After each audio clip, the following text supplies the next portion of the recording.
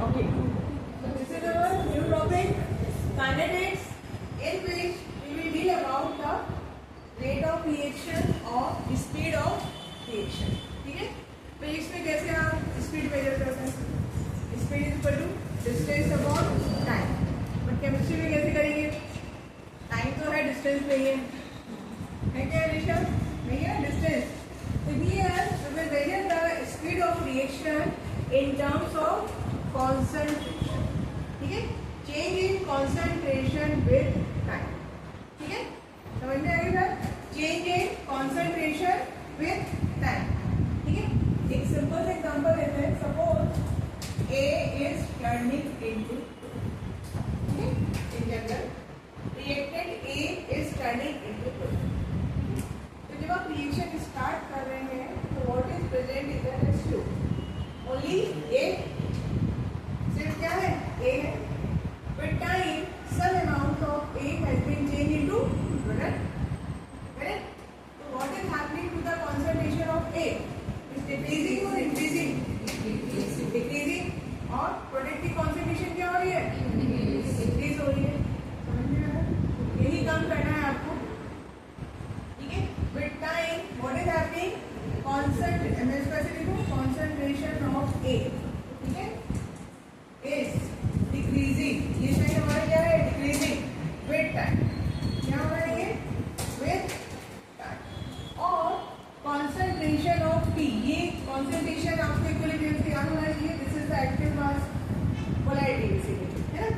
Concentration यहाँ पर product की क्या हो रही है? Increase हो रही है. लेकिन किसके साथ? With जितना A डिक्रीज हो रहा है उसी हिसाब से क्या हो रहा है? P आपका कम हो रहा है. ये है ना, क्योंकि A भी किसमें चेंज हो रहा है? P में चेंज हो रहा है.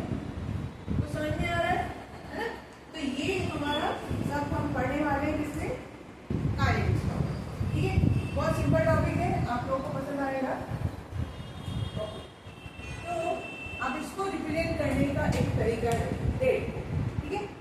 तो हम क्या लिखेंगे? हम लिख सकते हैं rate of disappearance. Disappearance of, ये बात समझ में आई? आगे से मैं इसको लिखूंगी ROD. Disappear. A क्या हो रहा है? Disappear हो रहा है. तो rate of disappearance of A.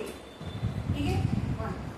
Second point, change in concentration को अभी मैं लिख रही हूँ डेल्टा ए. ये बात ठीक है? Delta A upon delta T. आप टी भी लिख सकते हैं. अगर आपने ड्यूरेशन लिया है, ठीक है, उस ड्यूरेशन में ए का कितना कॉन्सेंट्रेशन चेंज हो. मैंने 0 से स्टार्ट किया और 10 सेकेंड बाद या 10 मिनट्स बाद अगर मैं ले रही हूँ तो कितना चेंज हुआ? 0 से 10 मिनट पे. So that is the change in concentration upon time. समझ में आ रहा है? अब यहाँ पर क्योंकि concentration क्या हो रही है? डिक्रीज हो रही है. तो we need to put negative sign. ठीक है? आपका देखो ये जो रेट है ना बेटा, आप रिएक्टेंट की केस, रिएक्टेंट की कॉन्टेक्स्ट में फाइंड कर सकते हो, प्रोडक्ट की कॉन्टेक्स्ट में फाइंड कर सकते हो, दोनों में फाइंड कर सकते हो. विद द रिएक्टेंट हमें क्या लगाना पड़ेगा? Negative sign. क्यों लगाना पड़ेगा? आपको एग्जांपल देती हूँ. अगर मैंने 10 मोल लिए A और रिएक्शन की बात कितने बचे? 5 मोल. हाँ, फिर अगर मैं चेंज निकालूंगी तो क्या करूंगी? 2 - 1 5 - 10 करोगे तो आपका साइन क्या आएगा? नेगेटिव आएगा. Final concentration minus initial concentration करेंगे तो इसलिए यहाँ पर अपने को क्या लगाना पड़ेगा? नेगेटिव. क्लियर? ये हमारा क्या हुआ? डिसअपीयरेंस. तो डिसअपीयरेंस पर किसके लिए लगाना है आपको? रिएक्टेंट के लिए. ठीक है? दूसरा हम क्या बोल सकते हैं?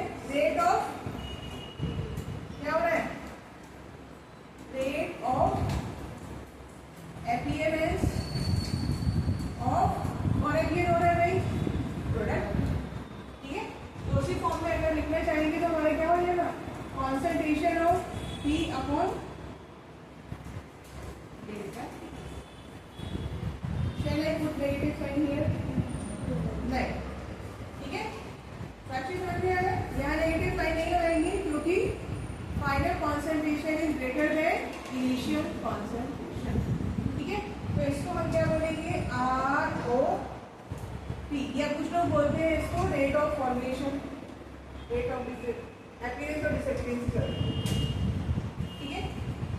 ये रे यहाँ तक कोई कंफ्यूजन? इसको मैं क्या लिखने वाली हूँ, इसको मैं लिखूंगी A2 माइनस A1, और आप क्या लिख सकते हैं, A final minus A initial, ये लिख लीजिए आपको अपनी अंडरस्टैंडिंग के लिए, एग्जाम की में लिखने की जरूरत नहीं है।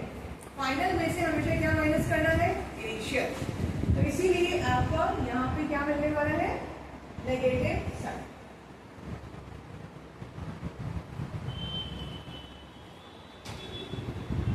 ठीक है। कोई कंफ्यूजन? चलो आप इसी चीज को पहले एक एग्जाम्पल के फॉर्म में समझिए।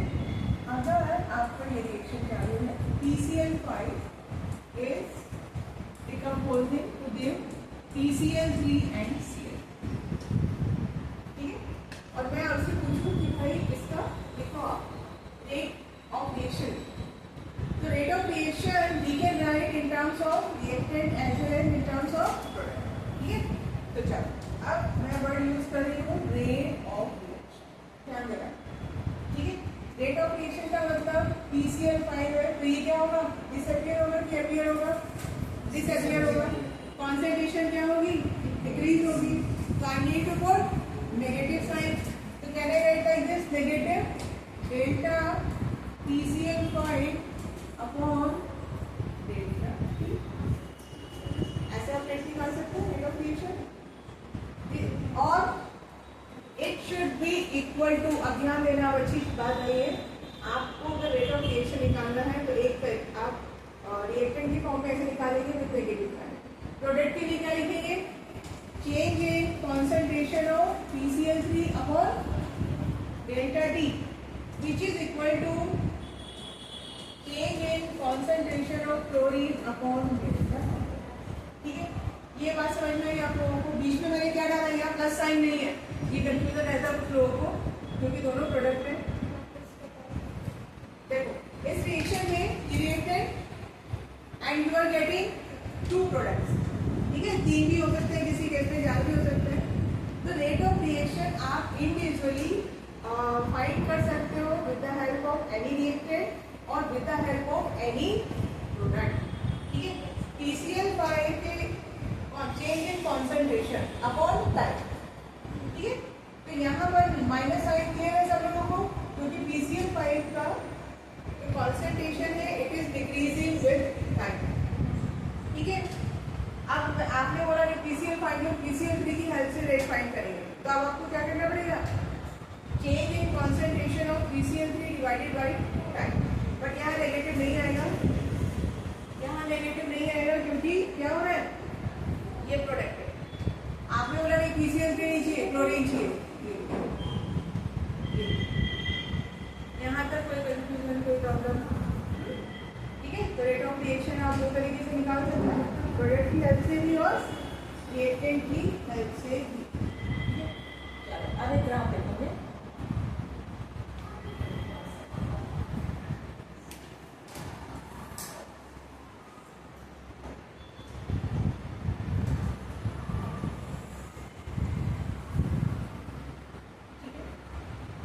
ग्राफ प्लॉट कर रहे हैं। आपने टेस्ट ट्यूब में रिएक्शन स्टार्ट किया, टाइल सेटअप चालू, और कुछ टाइम बाद आप उसकी कॉन्सेंट्रेशन, ठीक है, कोई रिएक्शन, तो इधर हम लिखेंगे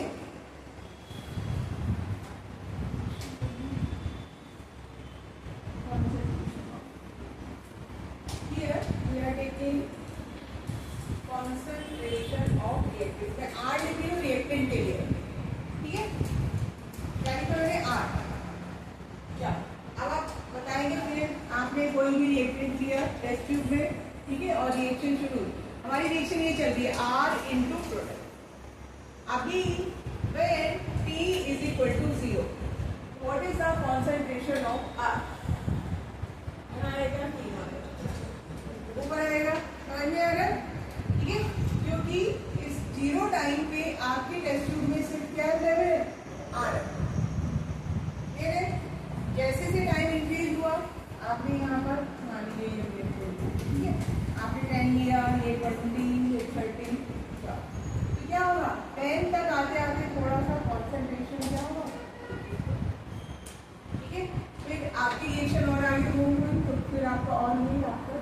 करके ग्राफ, ठीक है। किसका है ये ग्राफ?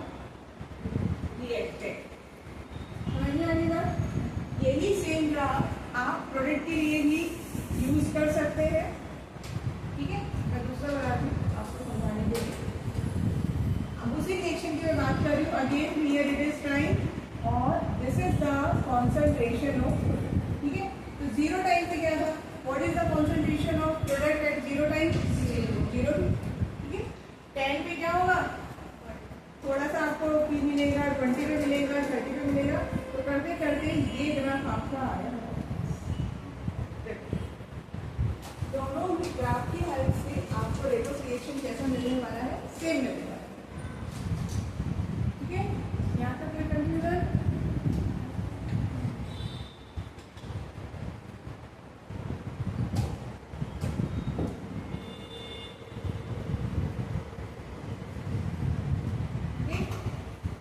अब जो रेट है आपका that is of two types. अभी हम बात करें, ठीक है। यहाँ तक तो आई गेस सबको क्लियर हो गया कि हम क्रिएशन कर रहे हैं और we are making graph simultaneously. अब ग्राफ को आगे कैसे यूज करना है? With the help of this graph you can find the average rate as well as instantaneous rate. Average rate as well as instantaneous. क्या डिफरेंस होता है average rate और इंस्टेंटेनियस में? एवरेज का मतलब आप क्या करेंगे, मान लीजिए ये रिएक्शन आपकी चल रही है और ये आया आपका एवरेज में आप बेसिकली इसका स्लोप निकालो, है ना। या आपने कोई भी टाइम पीरियड लिया, मान लीजिए मैंने 10 से 40 लिया,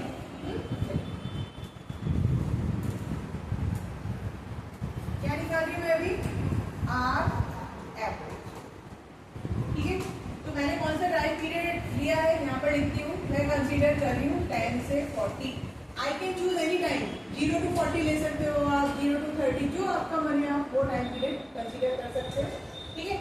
अब कॉन्सेंट्रेशन कितना क्या करना था? Final minus initial. Final time कितना है? 40, ठीक है। 40 में कॉन्सेंट्रेशन क्या है आपका? ये है। और 10 पे कॉन्सेंट्रेशन क्या है? समझ में आया, ठीक है। तो इसको अगर मैंने लिखा R2 और इसको लिखा मैंने R1, तो क्या हुआ यहाँ पर? R2 minus R1 upon 40 minus 10। Minus sign automatically रहेगा, R2 is lower than R1, वो बाहर माइनस साइन ऑटोमेटिकली आ जाएगा ना इसमें। हम लगाएंगे अभी, मैं आपको समझाने के लिए बता रही हूँ how to find the average rate, ठीक है। ये समझ में आया? तो अगर इसको मैं ऐसे लिखूं, अब मैं नेगेटिव साइन लगा रही हूँ तो मैंने लिखा यहाँ पर डेल्टा। नेगेटिव देखो, ये नेगेटिव आपको कैलकुलेशन में यूज नहीं करना है। It is a symbol which simply telling you that the concentration of this compound is decreasing with time. Calculation में मैथ वाला कैलकुलेशन नहीं करना है, वो नेगेटिव नहीं। ये negative it is a symbol simply telling you that concentration is decreasing with the time. समझ में आएगी बात? तो आपने अगर यहाँ नहीं भी लगाया है, हमारे से नंबर्स में अगर हम बात करें तो आपको देखिए समझ में आ रहा है R2 का वैल्यू कम है और R1 का कैसा है? ग्रेटर, तो ऑटोमेटिकली यहाँ पे क्या आएगा? नेगेटिव साइन आएगा, ठीक है। डिवाइडेड बाई 40 माइनस 10, ठीक है। अब इसका यूनिट आप मुझे बताइए क्या होगा? R हमने लिया, R का यूनिट हम ले रहे हैं मोल पर लीटर, तो यूनिट क्या मिलेगा? Mole litre equal minute inverse. Time हमने यहाँ मिनट में लिया तो मिनट इनवर्स, सेकंड ले रहे हैं तो सेकंड, ठीक है। समझ में आया? तो ये हमने क्या फाइंड किया? Average rate. एवरेज रेट कैसे फाइंड करना है इसको क्लियर है? यहाँ पर एवरेज रेट कैसे निकालेंगे? यहाँ पर क्या करेंगे बोलिए? यहाँ पर क्या हो जाएगा? आप कोई भी टाइम पीरियड पिक कर लीजिए, मैंने मान लो 30 और ये 10 वाला लीजिए, कोई भी आप लीजिए। तो it will be P2 minus P1 upon 30 minus 10, तो बेसिकली डेल्टा P अपॉन 1। ये दोनों वैल्यूज आपके हिसाब से सेम आएंगी, डिफरेंट आएंगी,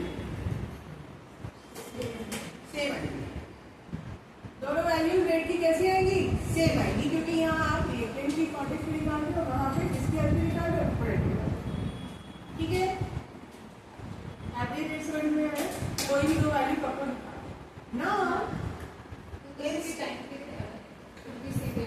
सेम आएगी, आपको ओवरऑल कंसिडर कर लो। ठीक है, पर नहीं टाइम पीरियड आपने चेंज किया तो फिर चेंज हो जाएगा, टाइम पीरियड बस भी चेंज उस रिलेशन के लिए, लेकिन अगर आप पूरा वैल्यू कंसीडर कर रहे हैं तब से आएगा। ओके, चलिए नेक्स्ट है इंस्टेंटेनियस रेट। ये क्या है, इंस्टेंटेनियस,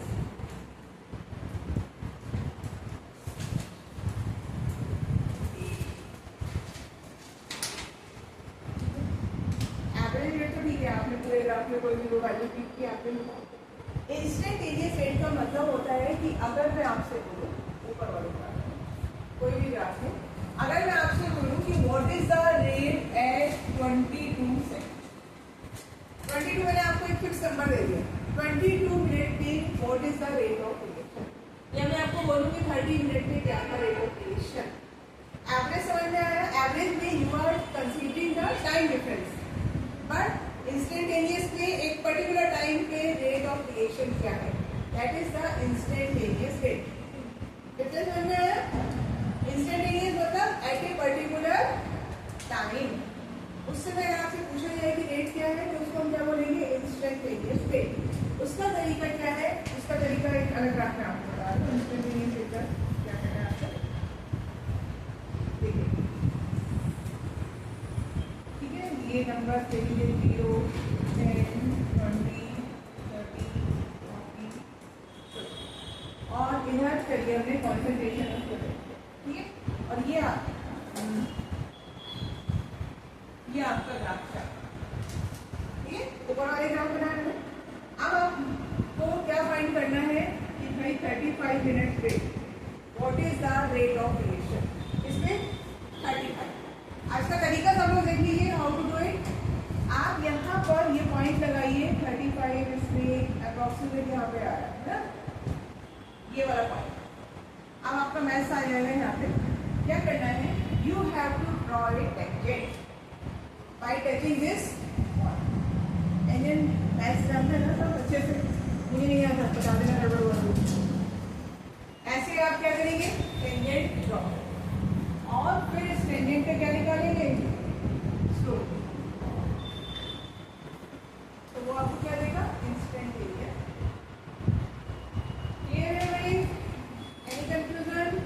एवरेज में कोई टेंशन नहीं है, इंस्टेंटेनियस में जो भी आपको टाइम गिवन है वो पॉइंट आप मार्क कीजिए, draw a line and then find the slope. तो ये आपको उस पर्टिकुलर टाइम का रेट देगा, ठीक है।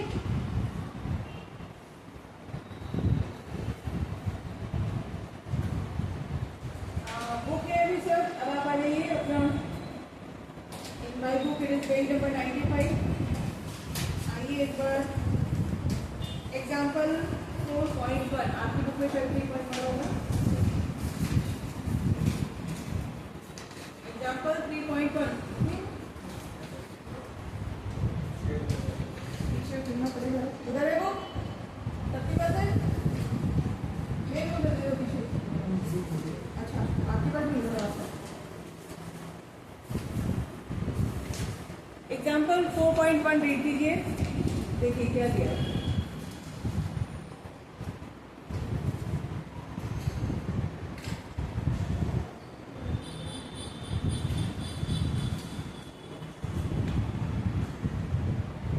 किसका कॉन्सेंट्रेशन मेंशन किया हुआ है, butyl chloride. What is butyl chloride, reactant और प्रोडक्ट, रिएक्टेंट।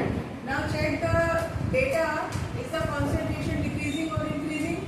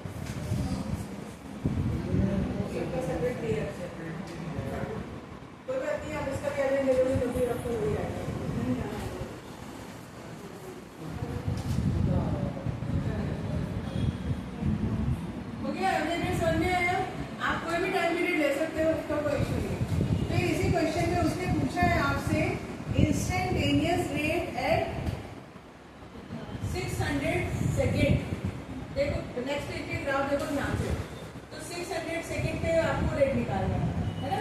तो यहाँ पर क्या किया उसने 600 उस का जो टाइम का पॉइंट ग्राफ पे नजर आ रहा है उससे एक लाइन ड्रॉ किए लेंगे और उसके बाद आप उसका क्या निकालेंगे, स्लोप निकालेंगे। तो ये आपको क्या देने वाला है, इंस्टेंटेनियस रेट। ठीक है, तो there is very less possibility कि आपको एग्जाम में बोर्ड में ऐसे डेटा दिया जाएगा, आपको ग्राफ प्लॉट करना पड़ेगा और एवरेज रेट निकालना। कम आते हैं इस तरह के क्वेश्चन। ठीक है, बट सीख गए, आगे तो आप लोग सॉल्व करेंगे। ठीक है, आगे बढ़े अब। चलो अभी के लिए मेरी वीडियो फिर मैं आपको आप देखो जनरल आप क्रिएशन लिखना सीख गए, रेट ऑफ क्रिएशन को कैसे रिप्रेजेंट किया जाता है। ठीक है, now I am telling you if stoichiometric coefficient are present in the reaction, तब आपको क्या करना है। अभी तो हमने ऐसे ही सीखा है। ठीक है, अगर stoichiometric coefficient are present in the reaction then how to represent the rate of reaction. हमारा favourite N2 plus 3H2 is giving you 2NH3। ठीक है, अब यहाँ पर आपको क्या मिल रहा है, दो रिएक्टेंट है और एक आपके पास क्या है, रेट ऑफ रिएक्शन आप किसी के साथ भी निकाल। ठीक है, यानी अगर मैं बोलूँ कि rate of reaction is equal to rate of disappearance of N2, ये समझे आप। ठीक है, N2 कितना डिसअपीयर हो रहा है, रेट ऑफ रिएक्शन ROD किसका, हाइड्रोजन का, हाइड्रोजन भी डिसअपीयर हो रहा है। ठीक है, और ROR is equal to ROF, कौन बन रहा है, F स्टैंड फॉर फॉर्मेशन। ठीक है, इतना तो हम सीख के आए, भी समझ में आया। रेट ऑफ रिएक्शन तीनों की हेल्प से निकाल सकते हैं। हाँ, रिप्रेजेंट कैसे करना है, यहाँ पर देखो ROR rate of reaction is equal to N2 पर there is no stoichiometric coefficient, तो हम कैसे लिखेंगे, minus DN2। D is delta, very small change in concentration. ठीक है, ये रिप्रेजेंटेशन है, डिवाइडेड बाई D। ठीक है, क्या लिखा आपने, डिवाइडेड बाई dt, ये लिख सकते हैं, और क्या लिख सकते हैं, minus change in delta N2 जो अभी हमने लिखा था सेम चीज ओवर डेल्टा। ठीक है, मैंने आपको किसका बताया, अभी ये नाइट्रोजन की हेल्प से बताया। दूसरा देखो, हाइड्रोजन के केस में क्या करना है, ROR।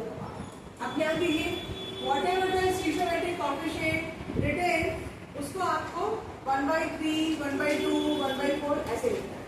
ये क्या है, हाइड्रोजन 3 है, तो यहाँ पर हम लिखेंगे माइनस, माइनस क्लियर है सबको, अब लिखेंगे आप 1/3। ठीक है, क्या लिखना है, 1/3 और again the same thing, change in concentration of hydrogen upon delta. समझ में आया, कुछ नया नहीं है, जो भी स्टीशियोमेट्रिक कोएफिशिएंट है उसको 1/3। ठीक है, तो NH3 का वैल्यू क्या हो जाएगा, 1/2 plus sine delta NH3 upon delta. ठीक है, समझ में आया, जो भी स्टीशियोमेट्रिक कोएफिशिएंट है उसको हमको क्या करना है।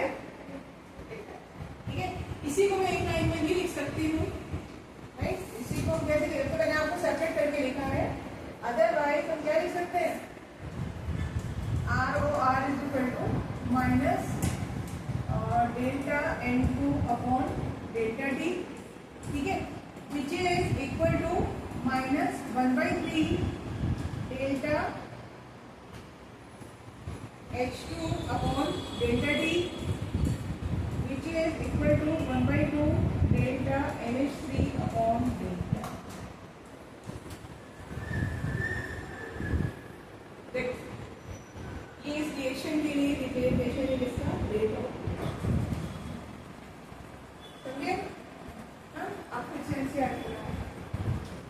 आपको इक्वेशन इक्वेशन दी हुई है,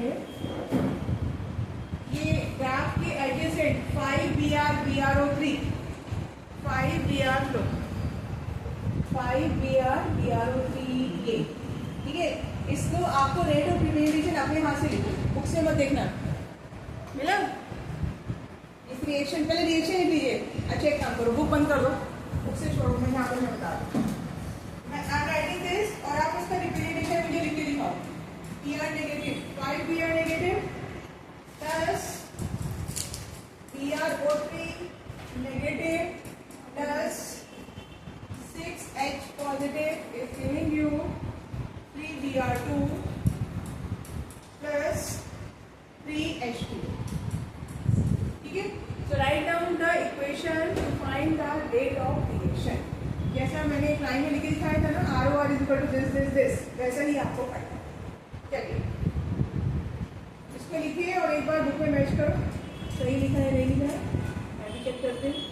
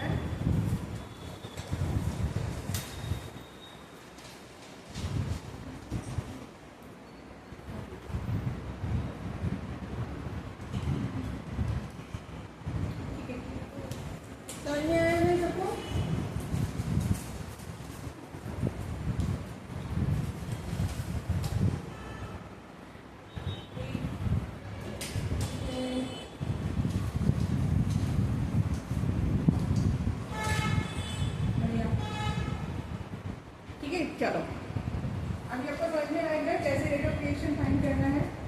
अब इसी के ऊपर आपको न्यूमेरिकल मिलेंगे, ठीक है। उसमें आपको क्या दिया होगा, कॉन्सेंट्रेशन, जैसे मैं आपको एग्जांपल दे रही हूँ, मान लीजिए उसने कॉन्सेंट्रेशन दिया आपको PR2 का और टाइम को सब कुछ दिया है, और आपसे पूछिए what is the rate of reaction, वो आप निकाल दोगे, आपको समझ में आ गई कैसे करना है। फिर वो आपसे पूछिएगा what is the rate of disappearance of PRO3 negative, मान लो रेट ऑफ रिएक्शन नहीं दिया हुआ है, रेट ऑफ फॉर्मेशन ये दिया हुआ है, तो आप क्या फाइंड कर सकते हो, rate of disappearance of reactant, क्योंकि आपने सारे इक्वल साइन लगाए, समझे। चलो एक वेरीफाई करेंगे,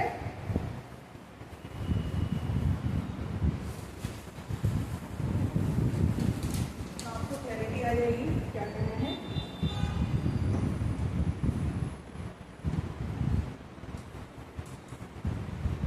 देखिए रिएक्शन है NH3 plus 5O2 is giving you NO plus, ये पढ़ चुके हो P ब्लॉक, बताओ जरा क्या है ये, कहाँ हमने पढ़ा था, अमोनिया में पढ़ा था। This is the oxidation of ammonia, है ना। और यही रिएक्शन यूज हुई थी ऑसवाल्ड मेथड के लिए, फर्स्ट रिएक्शन, ठीक है। तो ये रिएक्शन आपको गिवन है, और अब इसको क्वेश्चन में बोला है आपको if ROF NO is equal to 3.6 into 10 to the power -3 mole litre inverse second inverse, ठीक है। यानी उससे आपको rate of formation of NO calculate,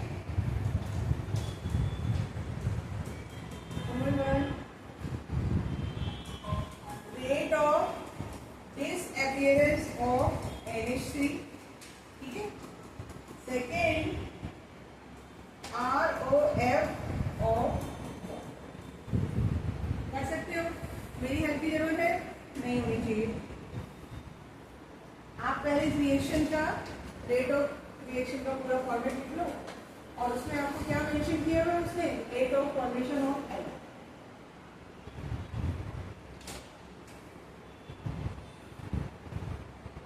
water निकालना है आपको और क्या निकालना है NH3.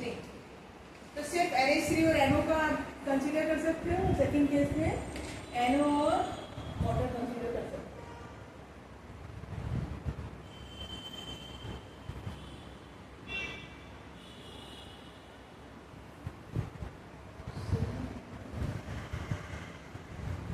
किसका निकाला कितना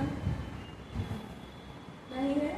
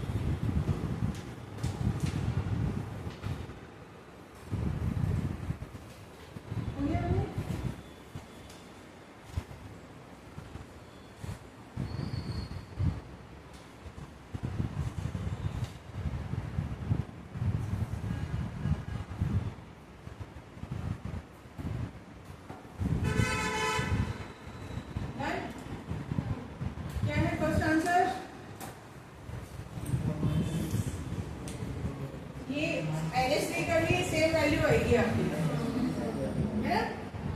ठीक है. आपने वो इक्वेशन पहले पूरा फ्रेम कर लीजिए.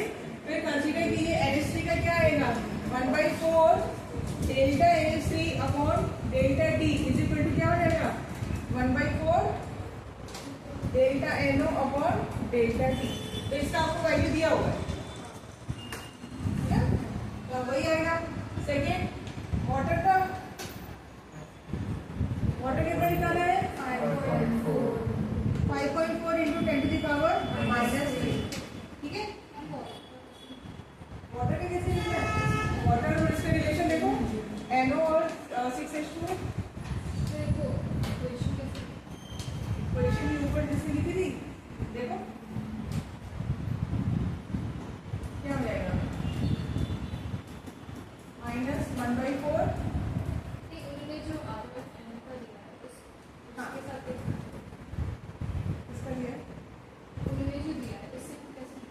उसने इसका वैल्यू दिया हुआ है ना आपको. तो 1/4 इंक्लूडेड 1/4. हाँ इसके साथ दिया. इसके साथ दिया. नहीं 1/4 इंक्लूडेड नहीं है इसका वैल्यू. सॉरी 1/4 इंक्लूडेड नहीं है. सिर्फ NO ओवर T है. ठीक है. 1/4 का नहीं है. तो 1/4 यहाँ पे क्या होगा आपका कैंसिल होगा तब आपका वैल्यू चलेगा. ठीक है. तो वाटर का अगर आप निकालेंगे तो क्या हो जाएगा 1/4 into 3.6 into 10⁻⁻3 is equal to 1/6 into delta T. तो आपको ये पूरा वैल्यू निकालना है. ठीक है. तो इट विल बी 6/4 और इसके बाद आप निकाल लेंगे रेट ऑफ फॉल. ठीक है. ये 5.4. चलो एक और क्वेश्चन करेंगे ऐसा फिर आगे बढ़ेंगे.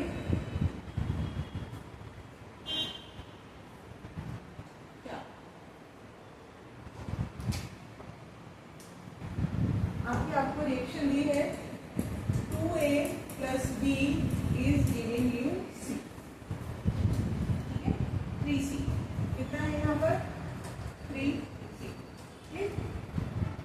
The rate of appearance of C at time T is. उसने आपको दिया है rate of appearance of C यानी ROF अपीयरेंस. ठीक है. Of C which is 1.3 into 10⁻⁴ whole second inverse. ठीक है, ये आपके पास इंफॉर्मेशन है। कैलकुलेट रेट ऑफ रिएक्शन, क्या फाइंड करना है आपको? ROR फाइंड करना है, और दूसरा आपको फाइंड करना है rate of disappearance ROD of A।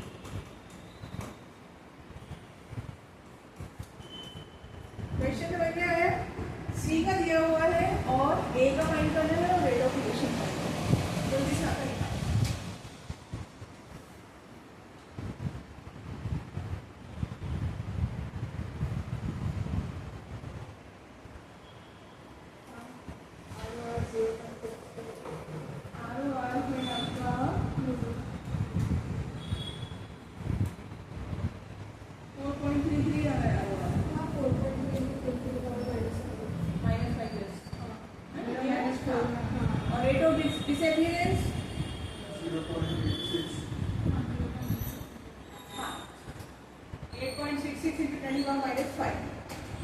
ठीक है, हो गया? भी समझ में आया सब लोगों को? क्वेश्चन आसान है ना? अभी तक कुछ इतना डिफिकल्ट कुछ आया नहीं। ठीक, तो एक तो मतलब वैरायटी ये है क्वेश्चन की आपके सामने, आपको किसी का भी रेट ऑफ रिएक्शन दिया होगा या व्हाटएवर आप फाइंड कर सकते हैं। ठीक है, एक बार फिर से एनसीईआरटी में इंडेक्स क्वेश्चन चेक कीजिए। अभी मत करना, घर पे इनको ट्राई करना। ये वाला क्वेश्चन इंडेक्स क्वेश्चन 4.1 बहुत आसान है। एवरेज रेट फाइंड करना है, आप इसको बात कर लीजिए, देखिए। ठीक है, मिला? इंडेक्स क्वेश्चन है बेटा 4.1 for the reaction R2P concentration changes from, ये मार्क कर लीजिए, घर पे ट्राई कीजिएगा। एवरेज रेट ही फाइंड करना है, कुछ ज़्यादा यहाँ पर काम है।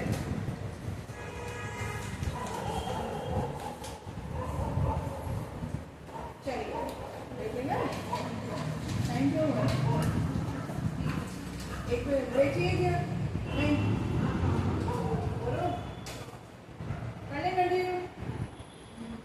उसको पानी वानी पीने जाते हैं आज वैसे क्लास ब्रेक शुरू हो जाती है ना, थोड़ा सा कर लेते हैं।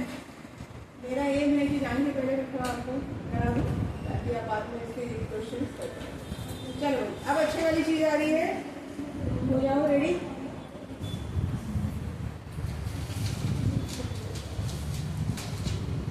तो अभी हमने क्या क्या सीखा? तो ज़्यादा नहीं सीखा, ये सीखा how to find the rate of reaction. ठीक है, in terms of product as well as in terms of reaction. अब मैं आपको बता रही हूँ factors affecting the rate of reaction. ठीक है, कई सारे फैक्टर हैं, हम जो डिटेल में पढ़ने वाले there are only 2 factors, effect of concentration and effect of temperature. वही आपका पूरा टॉपिक है बस। ठीक है, तो नेक्स्ट हेडिंग डालेंगे factors affecting the rate of reaction और रिएक्शन रेट। ठीक है, तो पहले मैं आपको जल्दी से सारे फैक्टर्स बताती हूँ और फिर हम डिटेल में आएंगे। ठीक है, नंबर 1 नेचर ऑफ, ठीक है, पहला फैक्टर क्या है आपका? Nature of rate. ठीक, तो क्या होता है, जैसे आयोनिक रिएक्शंस हैं आपके, आयोनिक रिएक्शन जो लैब में आप सॉल्ट एनालिसिस करते हैं, मिक्स किया immediately you are getting precipitate, है ना? तो वो रिएक्शन कैसे आपके बहुत फास्ट है। क्यों फास्ट हुए? क्योंकि आपके जो रिएक्टेंट हैं वो भी बहुत फास्ट काम कर रहे हैं। कुछ रिएक्शंस होते हैं बहुत स्लो, या आप देखते हो कि कुछ आप कोई सॉल्ट सॉल्युबल कर रहे हो, कुछ सॉल्ट पानी में बहुत कम सॉल्युबल है, उनको हीट करते हैं फिर, है ना? तो इस तरह से nature of reactant pledge important roll on the rate of reaction. कई बार रिएक्शन बहुत फास्ट होती है, कई बार स्लो होती है। सेकेंड पॉइंट क्या है कि कुछ रिएक्शन आपकी स्टेप्स में होते हैं, तो उसमें मान लीजिए पहला स्टेप आपका फास्ट है और सेकेंड वाला कैसा है? स्लो। तो रेट किसके ऊपर डिपेंड करेगा? Slow step. अब आप याद कीजिए SN1 SN2, है ना? तो ये वही चीज आ रही है, राइट? तो नेचर ऑफ रिएक्टेंट में आप लिख सकते हैं। और ऐसा क्यों हो रहा है कि कोई रिएक्शन फास्ट जा रही है, कोई स्लो जा रही है? इसका अगेन क्या है रूट कॉज? रिएक्शन फास्ट हो जाते हैं, कुछ स्लो हो जाते हैं, मॉडिफायर को कौन एनर्जी। फिर वही घूम फिर के बात आती है कि रिएक्टेंट के अपने बॉन्ड्स ब्रेक होने चाहिए, नए बॉन्ड बनने में एनर्जी रिलीज होती है, तो वो दोनों एनर्जी आपकी कंपनसेट होनी चाहिए, राइट। तो अगर ज़्यादा एनर्जी आपको पहले रिक्वायर्ड है बॉन्ड ब्रेक करने के लिए, उतनी है नहीं तो बॉन्ड ही ब्रेक नहीं होंगे, तो रिएक्शन आगे कैसे चलेगी। ये चीज़ हमने किसमें सीखी थी, haloalkanes are poor, they show poor solubility in water, though the nature of bond is polar. Same situation है ना, रिएक्शन वहाँ भी तो नहीं हो रहा है क्योंकि बहुत कम सॉल्युबल हो रहा है। तो सारी कहानी किसके ऊपर आती है, बॉन्ड एनर्जी के ऊपर, ठीक है। समझ में आ रही बात, तो इसको आपको समझ लीजिए, उतना हमारा काम हो जाएगा। सेकेंड लिखेंगे कॉन्सेंट्रेशन ऑफ रिएक्टेंट, ठीक है, कॉन्सेंट्रेशन ऑफ रिएक्टेंट।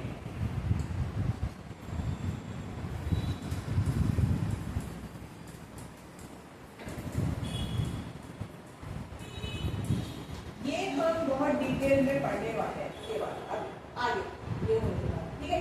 तो जनरल स्टेटमेंट क्या है, if you increase the concentration of reactant rate would increase, general statement. But in certain cases if you increase the concentration rate can decrease also, ऐसा क्यों, ठीक है।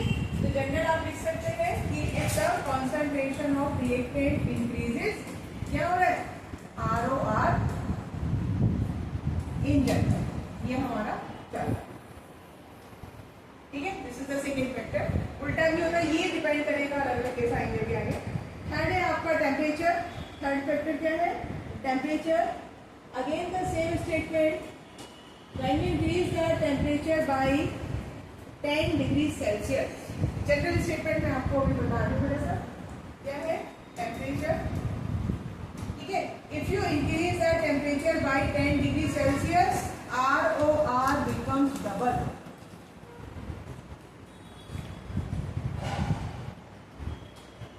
ये जनरल स्टेटमेंट। बाकी reaction to reaction depend करता है। आप जाते हैं हीट करने पे सॉल्ट आपका सॉल्युबल हो जाता है, क्यों सॉल्युबल हो, किसका रोल आया है यहाँ पर, energy. Again when you heat the any mixture तो क्या होगा, molecules are gaining energy, energy gain करने से रिएक्शन फास्ट हो रहा है, आपका बॉन्ड ब्रेक हो रहा है, सब कुछ चल रहा है, ठीक है। ओके, थर्ड फैक्टर हो गया, तीसरा हो गया। फोर्थ लिखेंगे presence of catalyst,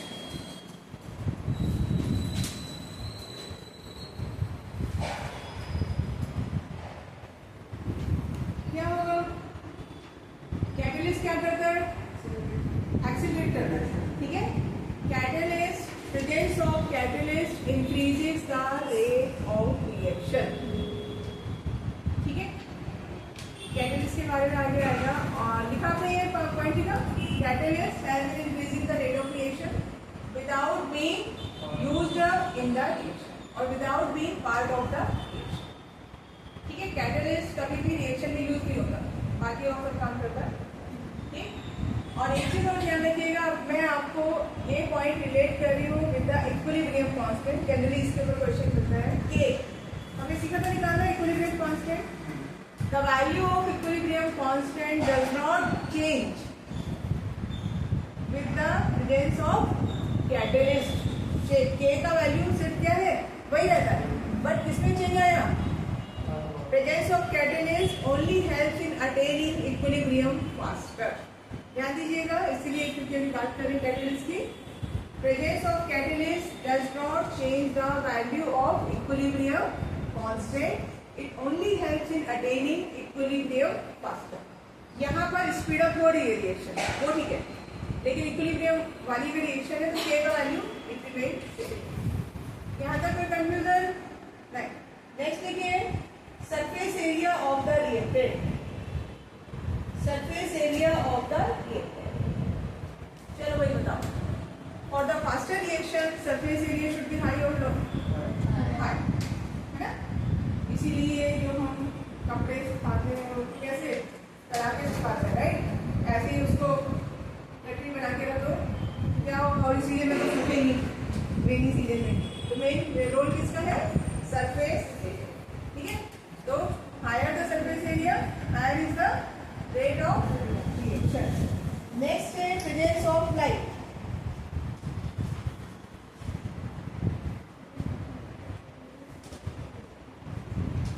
Presence of light. So there are many reactions which occur in dark. There are many reactions which occur in the light. Give me one example where UV light is necessary. Photosynthesis. और chemistry का बताओ तो bio आ गई।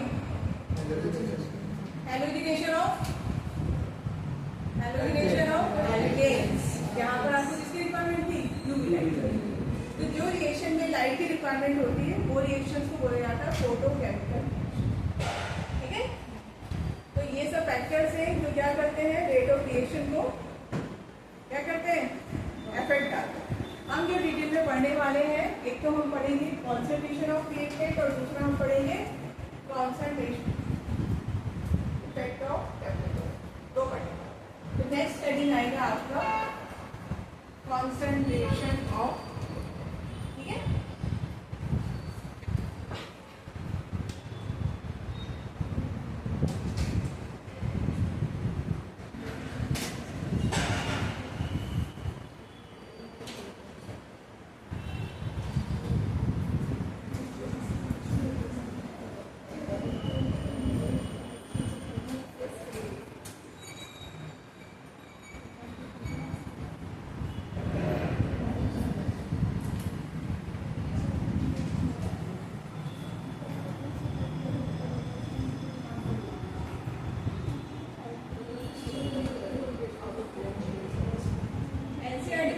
Dependence of rate on concentration.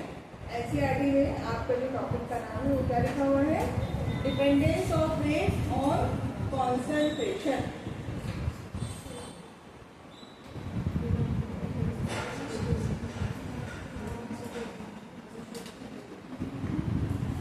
चलिए शुरू करें।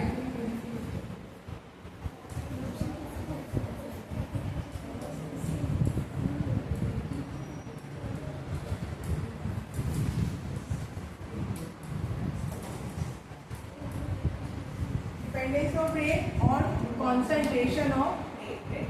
Rate का भी होता है बट रिएक्टेंट को फोकस ज़्यादा रखेंगे। ठीक है, मान लीजिए रिएक्शन है A plus B is giving you C plus, ठीक है, अभी मैं आपके एग्जाम्पल दे रही हूँ। और यहाँ पर स्टीशियोमेट्रिक कोएफिशिएंट अप्लाई किए हैं A और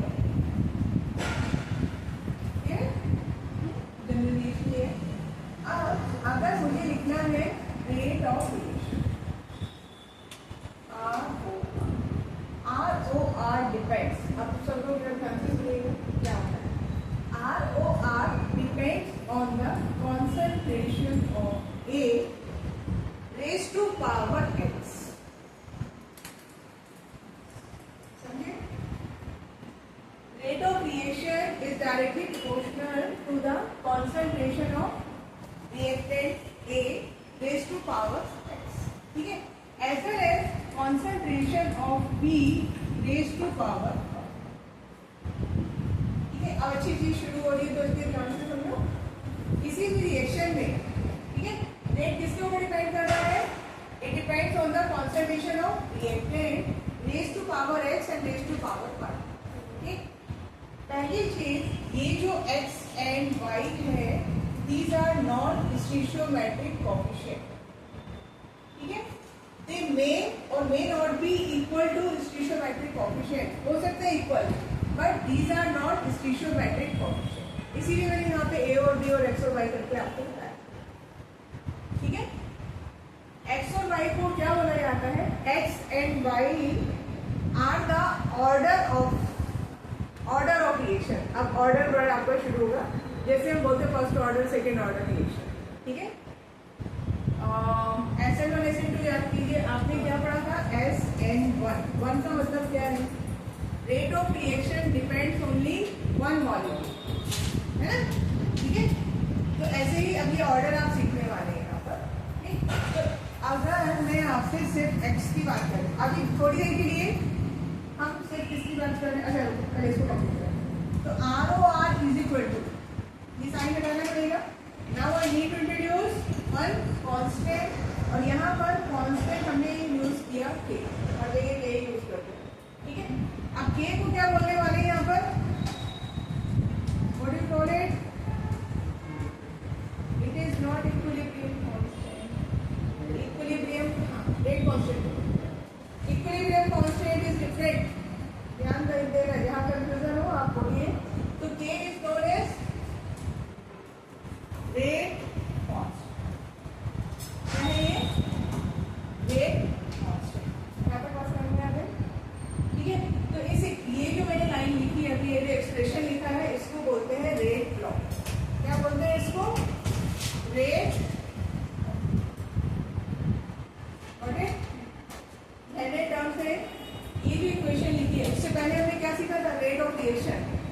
is the rate law. Rate law का मतलब by looking at the rate law you can get idea कि how does the rate depends on the concentration of A. How does it depends on the concentration of B. ठीक है? और x और y में यहाँ पे हम क्या बोलने वाले हैं? Order. x के लिए लिख लीजिए. What is x here? x is the order with respect WRT with respect to concentration of A. ये with respect to A. अभी आपको एग्जाम्पल दे देंगे. ठीक है? And what is y? Order with respect to B. Then what is the total order of the reaction? Yes, total order is x plus. मतलब समझ में आया? ठीक है? अब देखो. हो गया? कितना समय? चलो अभी एक बात करें. अगर कोई रिएक्शन है ऐसे A plus B is giving you C plus D. ठीक है, मैंने ऐसे लिखा हुआ. Now I am giving you what is the rate law. क्या ROR लिख सकते हैं? ROR is equal to K. अब मैं K लिखती हूँ, डायरेक्ट आपको रेट लॉ लिख के बता रहा हूँ. ठीक है? ये मेंशन है क्वेश्चन में A raised to power 1 and B raised to power 2. ठीक है? For this reaction, rate law is given as K A raised to power 1 and B raised to power 2. इसका मतलब क्या है कि अगर मैंने B का कॉन्सेंट्रेशन कांस्टेंट रखा है, ठीक है, समझना. मैंने क्या किया? B का कॉन्सेंट्रेशन कैसा रखा है? सेम रखा, चेंज नहीं करी. मैं सिर्फ A को वैरी कर दूँ. ठीक है, केस वन समझो. I am putting the concentration of B constant and varying the concentration of A. ठीक है? तो अब क्या किया मैंने? चलो केस वन. ठीक है, मैंने A का कॉन्सेंट्रेशन कितना किया? 2 टाइम्स चेंज किया मैंने. और B कैसा रखा है? B रखा है कांस्टेंट. ठीक है, तो what is the value of new rate? Question समझे? B का कॉन्सेंट्रेशन मैंने सेम रखा और A को क्या किया? डबल किया. तो रेट चेंज होगा. तो वो रेट कैसे चेंज होगा? कितने फोर्स चेंज होगा? कितने मिनट टाइम? वो आप सीख रहे हैं. ठीक है, तो देखिए अगर मैं फर्स्ट इक्वेशन बनाती हूँ, this time I am not considering B. तो यानी मैंने लिखा R1. R1 का मतलब फर्स्ट कंडीशन जिसमें क्या है? A raise to power 1. यही तो मेरी condition. I am not taking B क्योंकि B मैंने कांस्टेंट रखा. सेकंड केस में मैंने A को क्या किया? डबल किया. ठीक है, तो सेकंड केस में R2 क्या हो जाएगा? अब कैलकुलेट करते हैं. ये कितना हो गया? 2 है रेज़ टू पावर 1. देखो ध्यान से देखो, समझो क्या हो रहा है. ये मेरा प्रीवियस केस था विच आई एम वेरी हम हियर. सेकंड केस उसने दिया है कि A को क्या कर दिया? डबल. ठीक है, तो we need to find the value of R. तो मैंने ये पहले लिखा, सेकंड केस ये लिखा. आप इसको ऐसे मान लीजिए this is equation 1, this is equation 2. अब दोनों इक्वेशन को डिवाइड कर रहे हैं. तो क्या किया मैंने? R1 upon R2 is equal to A upon 2. समझ में आ रहा है? देखो anything raise to power 1 is equal to वो सेम ही रहेगा, है ना. A से A कैंसिल हो गया. फाइनली मुझे क्या मिला? 1/2. तो what is the value of R2? 2R1.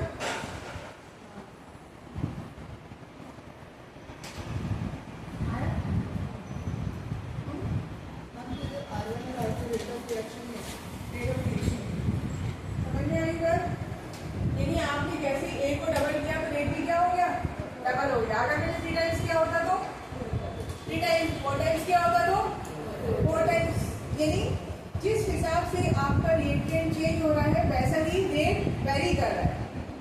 तो ऑर्डर ऑफ रिएक्शन किस हिसाब से मिला आपको? 1. ये ऑर्डर क्या मिल रहा है यहाँ पर? 1. ऑर्डर 1 का मतलब क्या है? इफ यू इंक्रीज द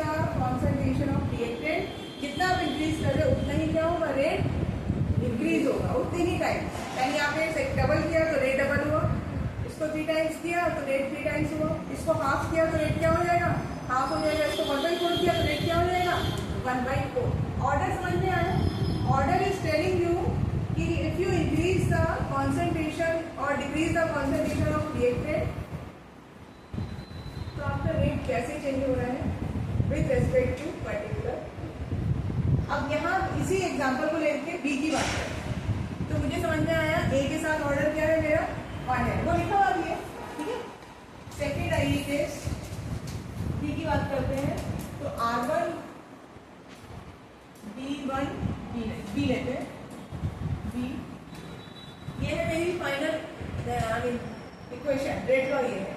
अब आपने बोला कि हमने बी को कितने टाइम्स कर दिया, 2 टाइम्स, तो बी अगर हम 2 टाइम्स करेंगे तो मुझे R2 फाइंड करना पड़ेगा, तो ये क्या हो जाएगा 2b रेज़ टू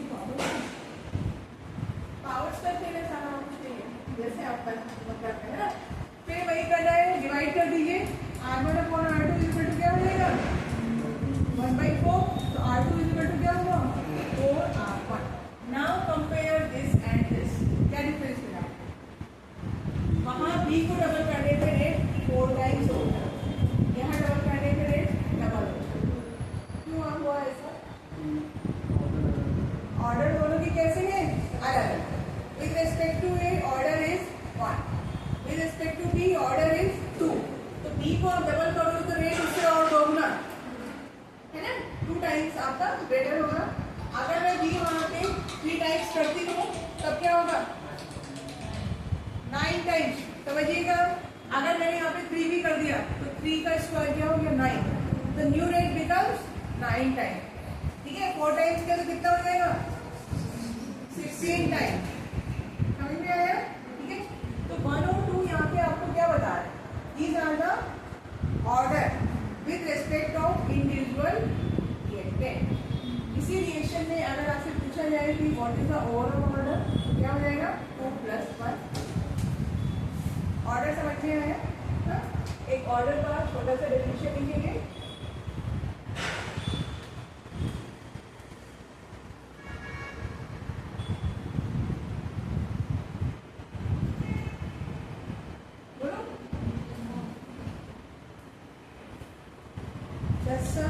ऑर्डर लिखेंगे, order of relation, the sum of exponents bracket में power, the sum of exponents और powers to which the molar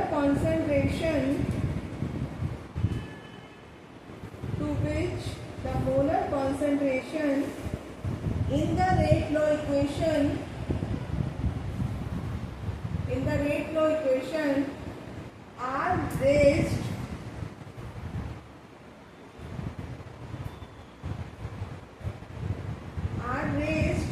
to express the observed rate of reaction is called the order of reaction। आपकी NCERT में थोड़ा अलग definition है, आपको चाहो आप उसको पढ़ना, वो अच्छी लगे तो उसको याद करना। ये बोर्ड में 1 मार्क का क्वेश्चन पूछ देते हैं, डिफाइन ऑर्डर ऑफ रिएक्शन, ठीक है। तो मैं रिपीट करूँ, ये आपका हो गया, रिपीट करना है, बढ़िया। तो ऑर्डर आपको समझ में आया भाई,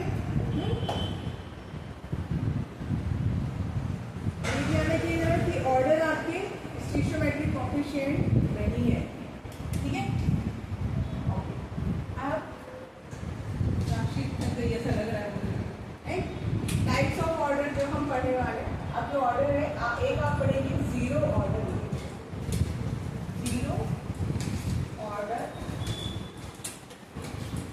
ठीक है। Second very very important first order reaction, ठीक है। थर्ड है आपका सेकेंड ऑर्डर, इतनी हम बात करें, ठीक है। तो जीरो ऑर्डर रिएक्शन मतलब अगर मैं इसका रेट लॉ लिखती हूँ तो आप कैसे लिखेंगे, बोलिए रेट लॉ क्या हो जाएगा, rate law is directly proportional law. Directly proportional now K. K A raised to power 0. की रिप्रेजेंटेशन है किसका? Zero order. समझ में एवरीवन? फर्स्ट ऑर्डर के लिए क्या लिखेंगे? K A raised to power 1। ठीक है, इसको नहीं समझ में आए पूछ लीजिए। सेकेंड ऑर्डर के लिए क्या लिखेंगे? K A raised to power 2।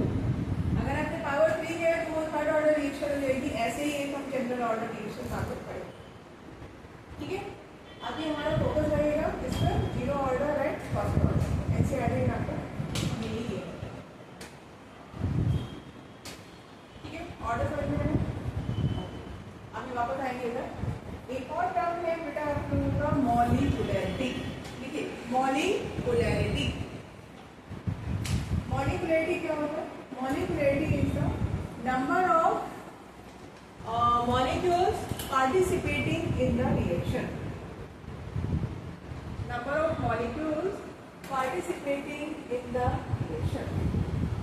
ठीक है, उसको हम क्या बोलते हैं? मॉलिक्यूलैरिटी। और आप ऐसे भी बोल सकते हैं कि नंबर ऑफ रिएक्टेंट मॉलिक्यूल, वो भी आपको क्या हो गया? मॉलिक्यूलैरिटी।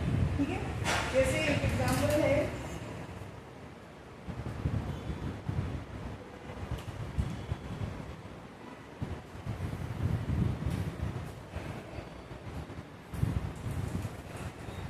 HI is breaking down into H2 plus ion। ये रिएक्शन है। ठीक है, तो नंबर ऑफ मॉलिक्यूल्स कितने पार्टिसिपेट कर रहे हैं इस रिएक्शन में? 2। तो मॉलिक्यूलैरिटी कितनी आ गई? समझिए आप? अगर मैंने लिखा O2F2, it is breaking down into O2 and F2, तो what is the molecularity? 1। एक ही मॉलिक्यूल पार्टिसिपेट कर रहा है।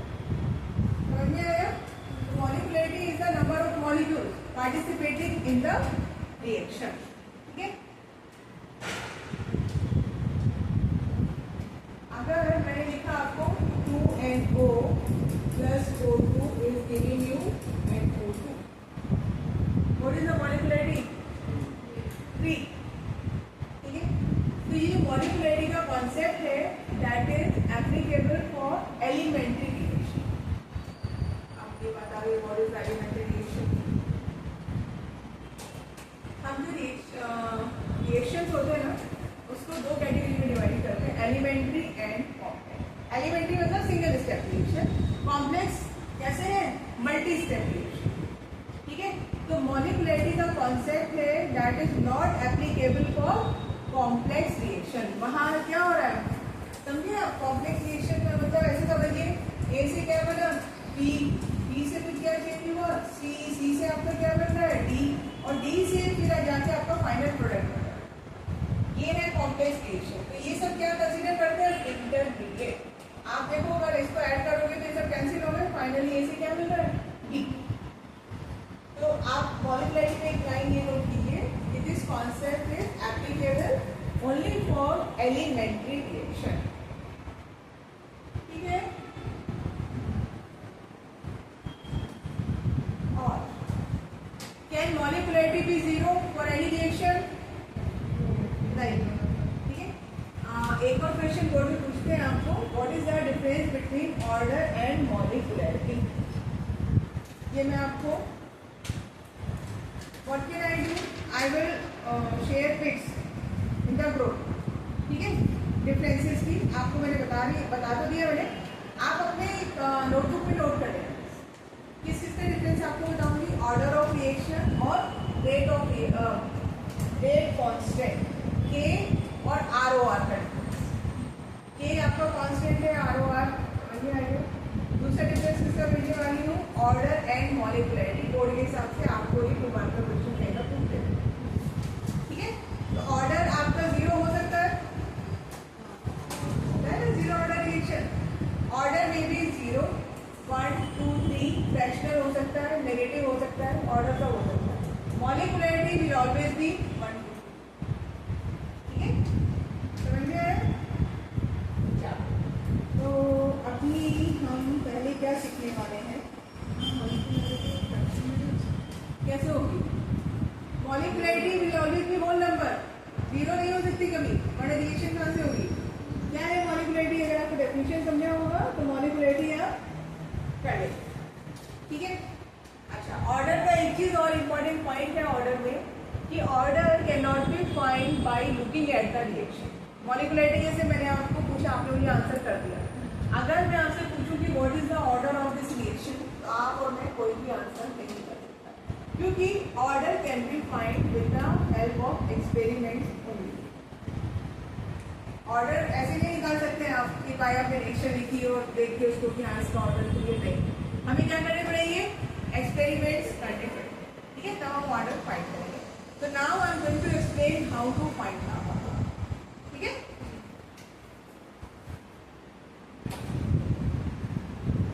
आज हमारा एक अच्छा क्वेश्चन हो जाएगा काइनेटिक्स का, तो फिर आप इजीली क्वेश्चन कर लेंगे, ठीक है। How to find order, finding order point, ठीक है। अभी मैं आपका एक एनसीईआरटी का एग्जांपल ले रही हूँ, जिसके पास बुक है, ठीक है, नहीं तो मेरी कोई मैं भी देता हूँ, और बाकी लोग चेक करेंगे टेबल 4.2, ठीक है। मैं अभी बुक दे रही हूँ आपको, टेबल 4.2।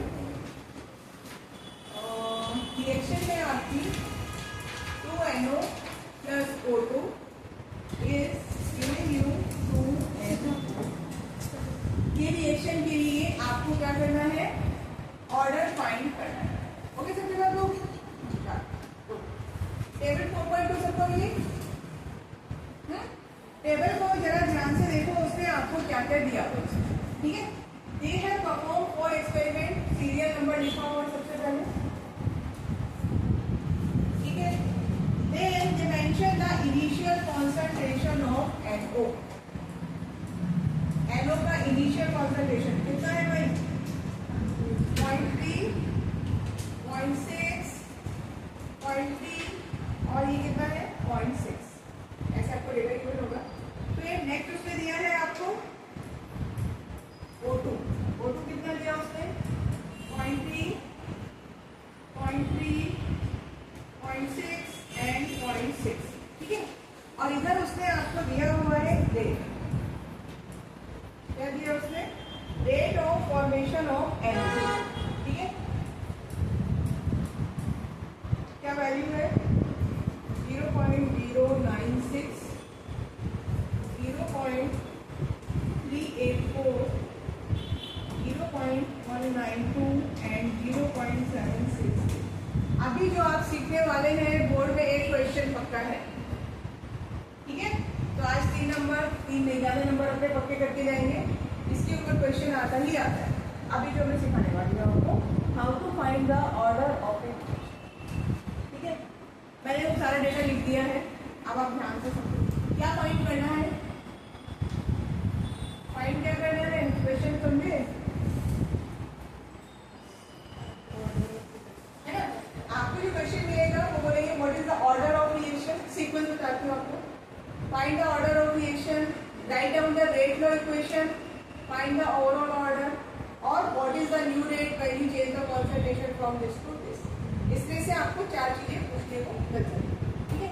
तो बेसिकली अब पहले मैं इस इक्वेशन को देखिए, मैं क्या लिखती हूँ, रेट लॉ लिखती हूँ। तो रेट क्या हो जाएगा, rate is equal to K, किसके ऊपर डिपेंड करेगा,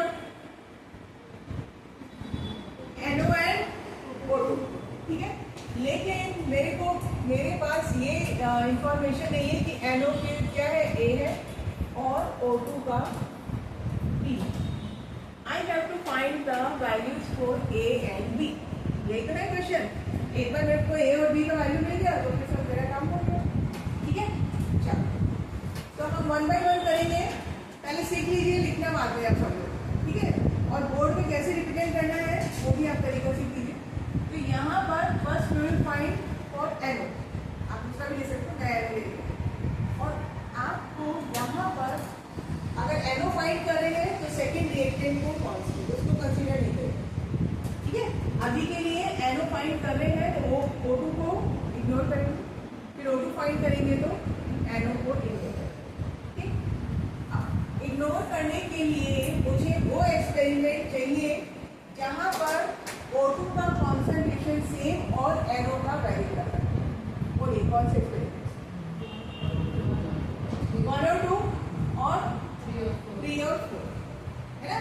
यहाँ पर ऑक्सीजन का कॉन्सेंट्रेशन कैसा है, ये देखो ये सेम है और ये भी कैसा है आपका सेम। तो मैं या तो 1 और 2 को कंसीडर करूंगी या फिर मैं किसको करूंगी, 3 और 4। दोनों केस में आंसर आपका सेम है। आई कैन नॉट कंसीडर 2 और 3 भी कर सकते हो नहीं, लेकिन यहाँ पर ये भी वैरी करना है, इसको नहीं करेंगे। ठीक है, चलिए तो अभी बोलो क्या करना है, 1 और 2 को कंसीडर करें।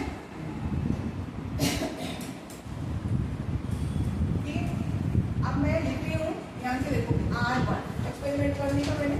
ठीक है, एक्सपेरिमेंट 1 में कॉन्सेंट्रेशन ऑफ, इसको C1 लिख दूँ आपको समझाने के लिए, एंड A। ठीक है, ये हमें फॉलो करना है। रेट है और ये क्या है, कॉन्सेंट्रेशन किसका, NO का और चल। तो अब हम पहला रेट कितना है, कितने ने मेंशन है वैल्यू R1 की 0.096, कितना वैल्यू है 0.096। तो मैं यहाँ पर लिखूंगी 0.096। For this what is the concentration of NO, 0.3 raise to power 8। देखिए ठीक है, क्योंकि मुझे एक वैल्यू पता नहीं है ना, वही फाइंड करना है, लेकिन मुझे रेट पता है और क्या पता है, कॉन्सेंट्रेशन पता है। नाउ द सेकेंड केस में फ्रेंड कीजिए, सेकेंड का रेट कितना है 0.384 इज इक्वल टू कितना है कॉन्सेंट्रेशन 0.6 रेज़ टू पावर। ठीक है, this is the experiment 1 and this is the experiment. अब आपको कुछ नहीं करना है, इसको यहाँ पर डिवाइड, ठीक है, क्या कर रहे हैं, इसको डिवाइड कर रहे हैं। तो आपको ये देख के समझ में आ गया होगा कि ये कितने टाइम जा रहा है, 4 टाइम, 9 4 जा 36 अप्रोक्सीमेट। तो ये वैल्यू होगी मेरी 1/4 और ये कितना जा रहा है 2, यानी 1/2 रेज़ टू पावर 8। तो what is the value of 8, है ना, ये नंबर। तो A का वैल्यू मुझे कितना मिला 2। ये सेम सिचुएशन आप 3 और 4 में अप्लाई करके देखो कि are you getting the same answer.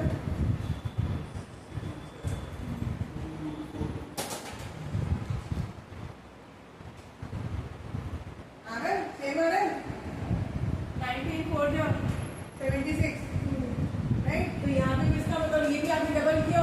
देखो अगर मैं आपको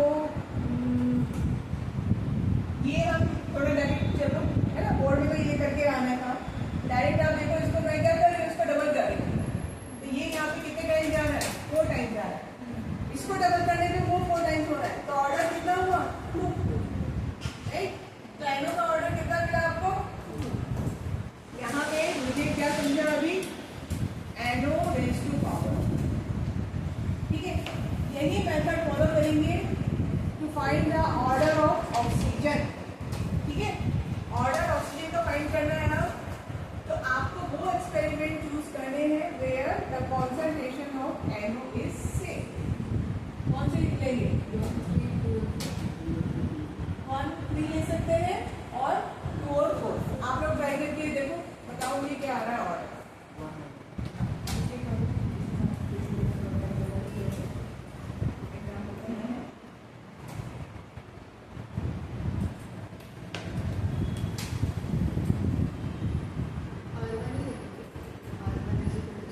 आप कौन सा एक्सपेरिमेंट कंटिन्यू कर रहे हो,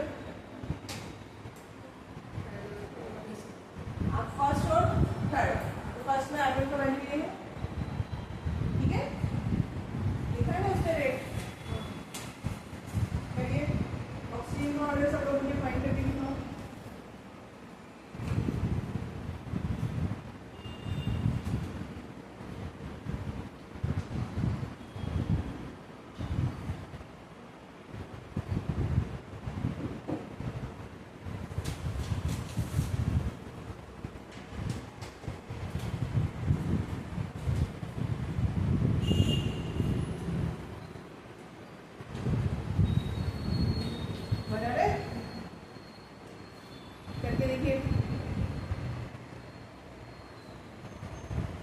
डायरेक्टली बताया है, आप अगर देखोगे तो 9 दूनी 18, वहाँ भी डबल करते हो तो ऑर्डर क्या आएगा, पर बोर्ड में बेटा ऐसे ही करके आना है, तभी नंबर इसमें मिलेंगे। चलिए तो यहाँ पर जिसका नहीं आ रहा वो बताओ, ये वैल्यू मिली आपको, ठीक है, तो हमने सिलेंडर प्लेस कर दिया, वहाँ ए और बी का वैल्यू फाइंड किया। तो this is the rate, this is the rate law for this, ठीक है। With respect to N O order is 2, with respect to oxygen order is 1, तो what is the overall order, 2 + 1 कितना हो जाएगा, ठीक है। समझ में आया, तरीका समझ में आया। अब आ जाओ एनसीईआरटी बैक एक्सरसाइज।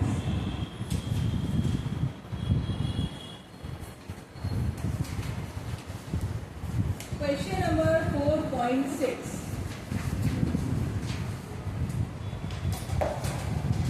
मिला सबको, ये बोर्ड में बहुत पूछा गया question. A reaction is second order with respect to a reactant. Question मिला 4.6। देखिए अब उसने क्या, यहाँ पर उसने ऑलरेडी आपको ऑर्डर दिया हुआ है, तो रेट लो आपको अपने आप लिखना है। A reaction is second order with respect to a reactant, तो हम कैसे लिखेंगे इसका, रेट इज इक्वल टू के ए रेज टू पावर 2, ये उसने आपको मेंशन किया हुआ है। और reaction is second order with respect to, आगे का काम आपको। How is the rate of reaction affected if the concentration of the reactant is double, आपको बता दिया एग्जाम में R1/R2 करके लिख के आना है, ठीक है, और reduce to half,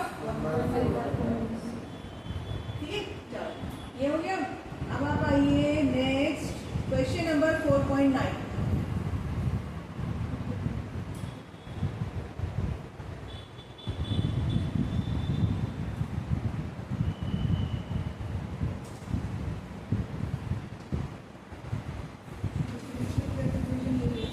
rate low, differential rate equation, मतलब जो हम ऐसे पावर वाला जो यूज करके लिखते हैं, first order in A and second order in B, तो इसका मतलब क्या हो गया, रेट इज इक्वल टू के ए रेज और बी, 2 and 1 है, क्या रहेगा 1 and 2,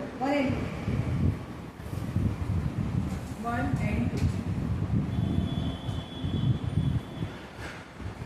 How is the rate affected on increasing the concentration of B 3 times, तो इसमें A को कांस्टेंट रखेंगे, ठीक है।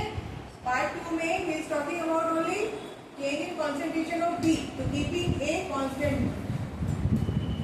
क्या आएगा,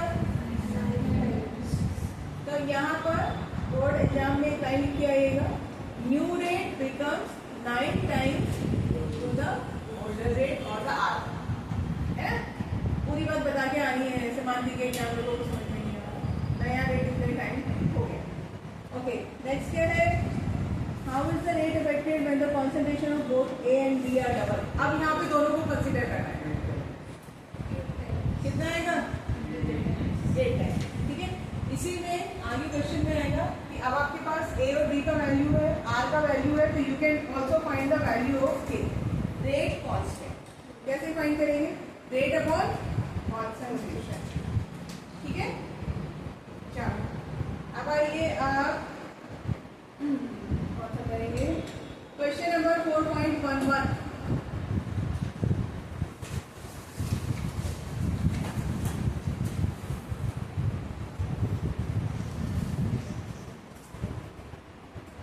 इसको नहीं समझ में आया बेटा मुझे बता दीजिए, 4.11।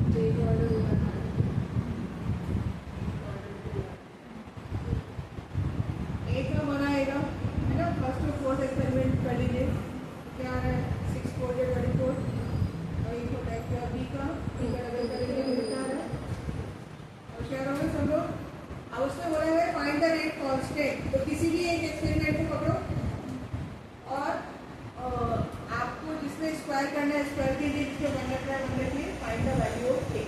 तो रेट अपॉन, समझिए आप मेरी बात, वैल्यू सिर्फ एक एक्सपेरिमेंट की सारी वैल्यूज लेनी है, उसी का रेट उसी की कॉन्सेंट्रेशन। ठीक है, हो गया। बॉयल द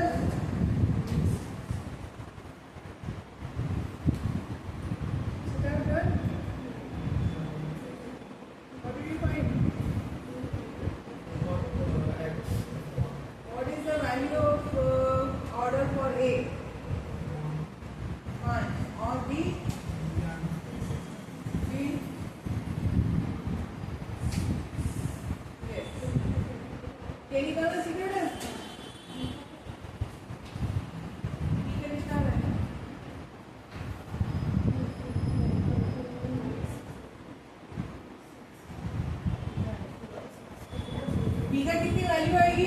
2 आएगी। ठीक है, अब ये आपको निकालना है तो आप क्या करेंगे?